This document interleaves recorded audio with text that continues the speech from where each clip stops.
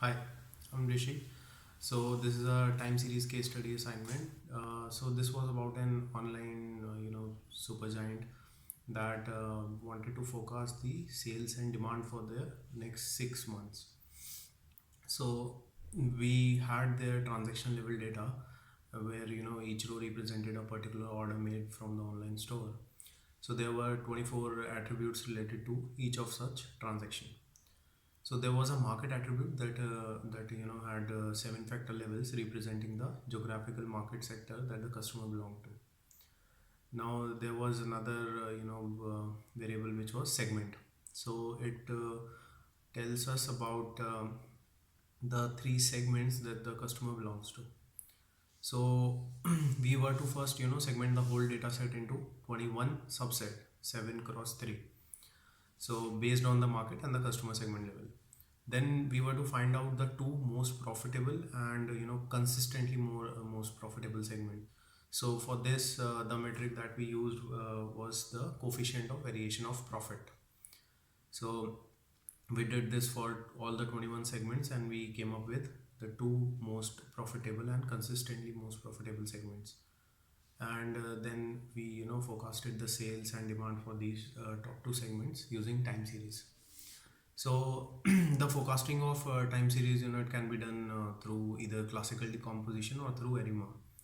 Also, there are some smoothing techniques like the moving average smoothing or the exponential smoothing that can be used to forecast the time series. So let's start with the classical decomposition. So classical decomposition, we attempt to detrend and deseasonalize the time series using curve fitting, just like we do in regression. So sometimes it is not very obvious to spot the trend and seasonality because of the local spikiness of the time series. So to remove this spikiness of the time series, what we do is we smooth the time series using either of the two techniques, which are moving average smoothing or exponential smoothing. So after removing the trend and seasonality from the time series, we check the residual time series for stationarity. We can use two plots which are a ACF and PACF test for this. So ACF basically it computes an estimate of the autocorrelation of a time series, and the PACF basically it goes one level higher and it computes the partial autocorrelation.